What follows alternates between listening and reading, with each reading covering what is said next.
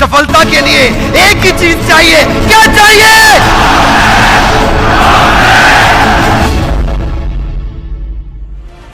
आज मैं कई ऐसे लोगों की बात कर रहा हूं जिनके जीवन से मुझे बड़ी इंस्पिरेशन मिली। केवल जिद्दी आदमी ही इतिहास रचता है, क्योंकि जिद्दी आदमी के पास एक महान लक्ष्य होता है। एक ऑर्डिनरी आदमी तो केवल तनख्वाह और इंसेंटिव देखता है, और जिद्दी आदमी बहुत बड़े महान लक्ष्य के साथ इतिहास रच देता है। हमारे देश के मुसलमान नाविक के बड़े गरीब बच्चे थे, शुरू से ही पढ़ाई में बहुत तेज थे, साइंटिस्ट बन गए, डीआरडीओ छोड़ के इसरो में चले गए। नासा में जा सकते थे, लेकिन डीआरडीओ छोड़ के इसरो में चले गए क्योंकि देश की सेवा करना चाहते थे।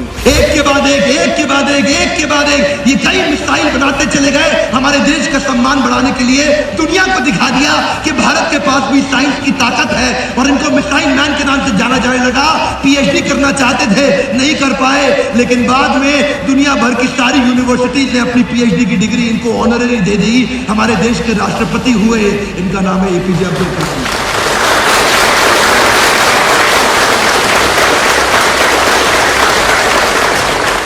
एक और व्यक्ति है जिनसे मुझे बहुत सीखने को मिला, जो भगवत गीता को पूरी दुनिया में लेके गए। क्योंकि मैं मानता हूं बहुत सी वेस्टर्न किताबें होंगी मोटिवेशनल, लेकिन ईस्टर्न किताब पहली भगवत गीता है जो मोटिवेशनल सेमिनार दिया गया।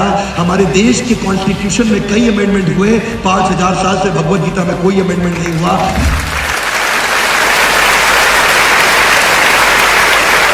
ऐसी भक्ति वेदांत स्वामी श्रील प्रभुपाद ये एक ऐसे व्यक्ति हैं जिन्होंने 70 साल की उम्र में, इनके गुरु का आदेश था इनके पास, 70 साल की उम्र में, जब सब लोग सोचते हैं 70 साल में रिटायर हो जाओ, ये रीट्राई करने निकले।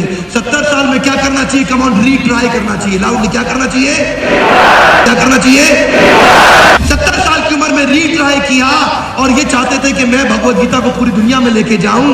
और उसके बाद श्रील प्रभुपाद पहली बार अमेरिका गए। 70 साल की बूढ़ी उम्र में 3 बार इनको हार्ट अटैक आया, शरीर साथ नहीं दे रहा था, सीड कैपिटल नहीं था, ग्रोथ कैपिटल नहीं था। $5 हाथ में लेके गए, ना वेंचर कैपिटलिस्ट ने पैसा दिया, ना बैंक्स ने लोन दिया, ना एम्प्लॉइज थे, ना एचआर पॉलिसी थी, ना इंसेंटिव थे।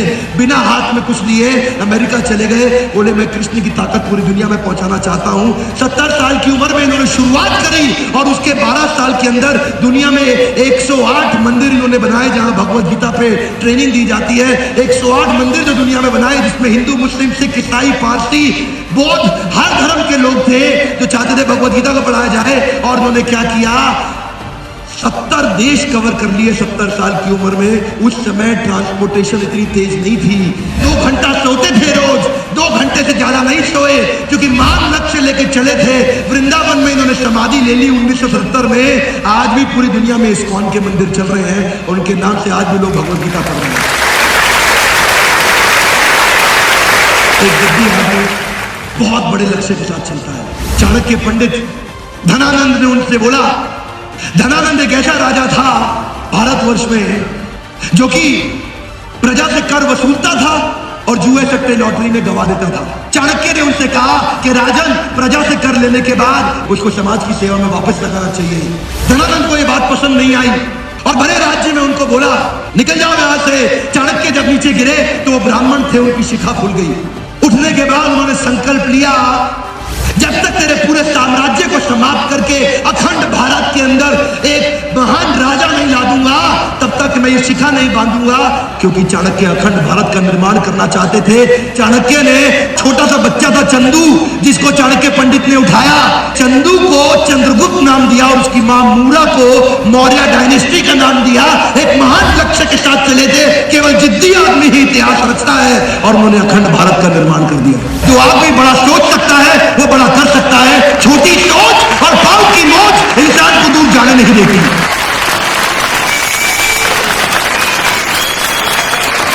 सफलता के लिए एक ही चीज चाहिए। क्या चाहिए?